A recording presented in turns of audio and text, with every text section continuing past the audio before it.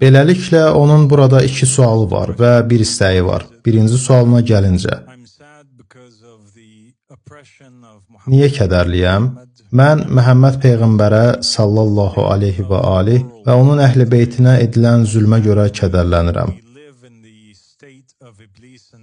Dünyanın bugünkü vəziyyətinə görə kədərlənirəm.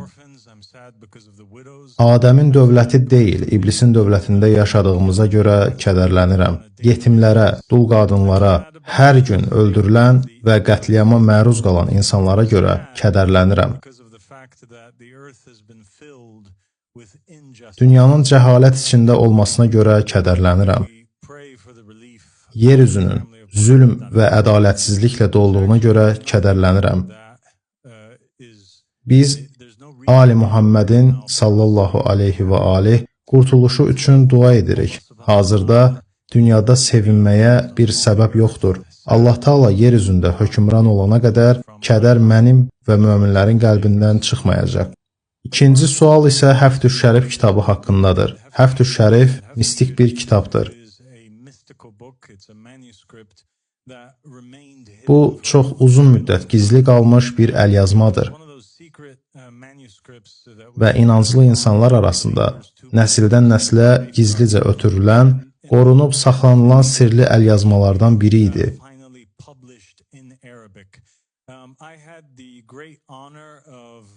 Keçən əsrdə isə nəhayət ərəbcə nəşr olundu. Mənim üçün böyük şərəf oldu ki, həmin əlyazmanın tam mətnini ilk dəfə ingilis dilinə tərcümə edən şəxs mən oldum. Və bu kitabı bizim web saytımızdan yükləyə bilərsiniz. Əhməd Əl-Həsən əleyhissalam buyurub ki, bu kitab bütün İslam irsindəki ən səhih kitablardan biridir. Yəni, bütün əlyazmalar, hədis kitabları və rəvayət məcmuələri arasında bu ən doğru, ən səhih və ən etibarlı olanlardan biridir.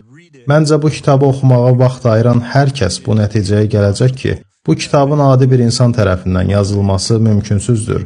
Bu sözün əsl mənasında ilahi bir şeydir.